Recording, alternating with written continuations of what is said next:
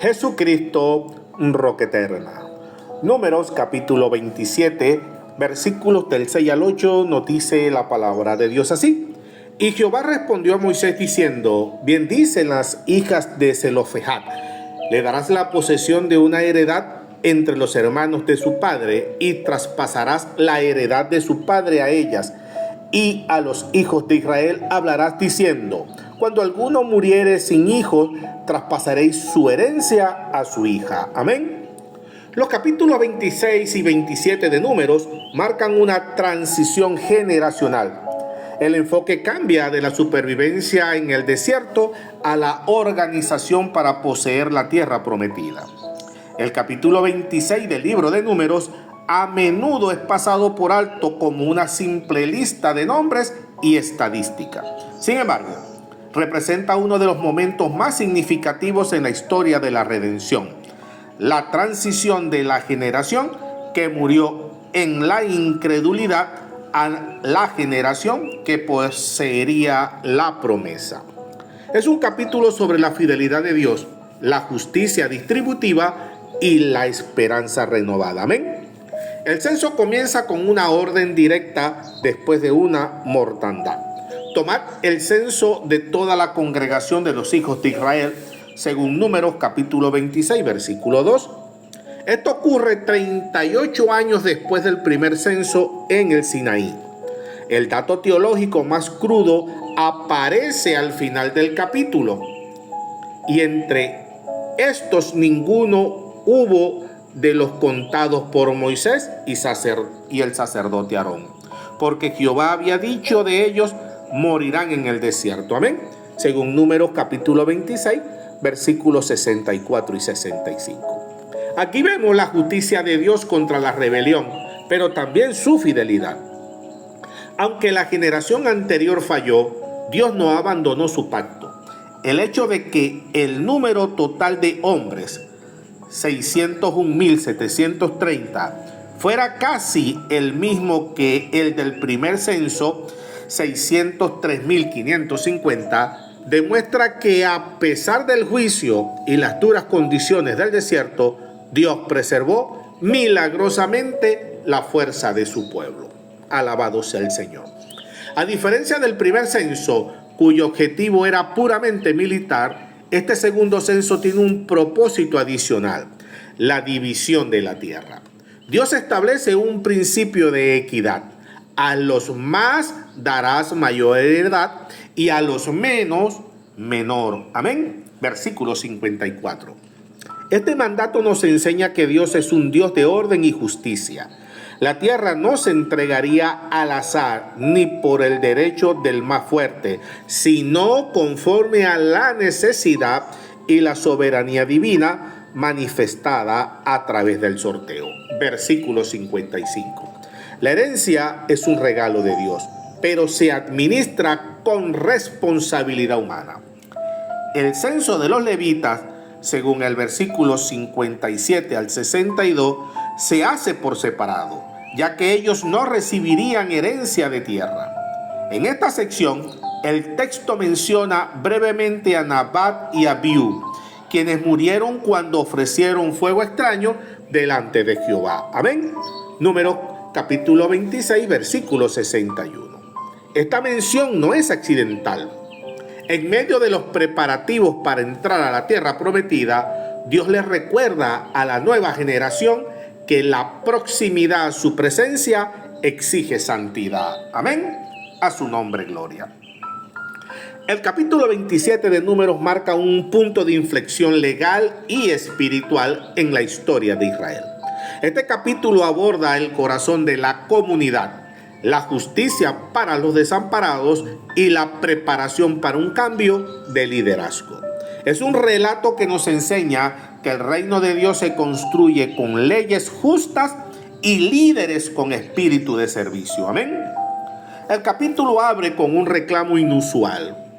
Las 5 hijas de Zelofehad se presentan ante Moisés y toda la congregación porque su padre murió sin hijos varones, lo que significaba que su nombre y su propiedad se perderían, según Número capítulo 27, versículos del 1 al 4.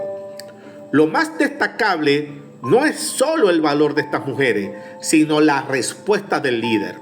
Y Moisés llevó su causa delante de Jehová. Amén. Según Números capítulo 27, versículo 5. Dios no solo valida su petición, sino que establece una ley permanente. Las hijas de Zelofejat dicen: lo justo les dará ciertamente posesión de heredad. Amén. Números 27, versículo 7. Dios se preocupa por la equidad y la dignidad individual. Amén.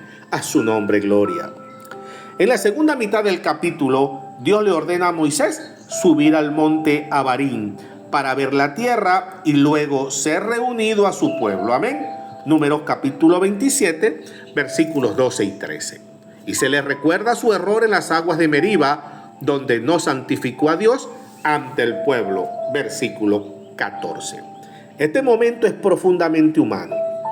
Moisés, el gigante de la fe, acepta su final.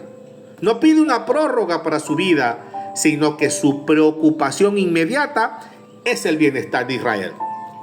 Dice Números capítulo 27, versículos 16 y 17: ponga Jehová, Dios de los espíritus de toda carne, un varón sobre la congregación, que salga delante de ellos y que entre delante de ellos, que los saque y los introduzca, para que la congregación de Jehová no sea como oveja sin pastor. Amén. En el Evangelio según San Mateo, capítulo 9, versículo 36, dice: y al ver las multitudes, tuvo compasión de ellas, porque estaban desamparadas y dispersas como ovejas que no tienen pastor. Amén. Mientras Josué fue el líder temporal, Jesús es el buen pastor definitivo que guía a su pueblo a la vida eterna. Amén. Alabado sea el Señor. Aquí vemos el verdadero carácter de un intercesor. El amor por el pueblo está por encima de sus propios deseos. La respuesta de Dios a la oración de Moisés es la designación de Josué, hijo de Nun. La descripción de Josué es fundamental: varón en el cual hay espíritu. Amén. Según Números capítulo 27, versículo 18. La sucesión no fue un acto de nepotismo ni política, sino una transferencia espiritual y pública. Moisés puso sus manos sobre él. Número 27, versículo 23, simbolizando la transferencia de autoridad. Josué no consultaría a Dios de la misma forma, cara a cara, que Moisés, sino a través del juicio del Urim ante el sacerdote Eleazar, según Números capítulo 27, versículo 21. Esto marcaba una nueva etapa de gobierno teocrático institucionalizado. Amén. Concluimos. Número 26 es el testimonio de un borrón y cuenta nueva. Nos enseña que el pecado tiene consecuencias que pueden durar generaciones, pero que los planes de Dios no pueden ser frustrados por la debilidad humana. Número 27 nos revela a un Dios que atiende el clamor de una minoría y que provee para el futuro de su pueblo. La transición de Moisés a Josué nos enseñan que los hombres de Dios pasan, pero la obra de Dios permanece. Alabado sea el Señor. Mientras las hijas de Zelofejat aseguran el legado de su familia, Josué aseguraba el legado de la nación. Ambos relatos convergen en una verdad central: Dios es el pastor supremo que organiza cada detalle para que su promesa se cumpla con orden y justicia. Amén. Alabado sea el nombre del Señor. Vamos a orar. Señor, gracias por tu fidelidad, que la vemos de generación en generación. Y gracias por bendecir el valor de cada persona que está en tu obra, que trabaja para ti en tu obra.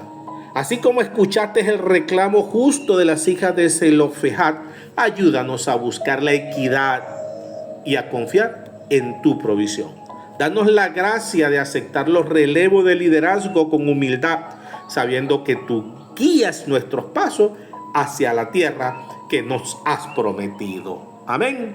En el nombre de Jesús, mi Señor, mi Dios, mi Redentor. Dios te bendiga, Dios te guarde.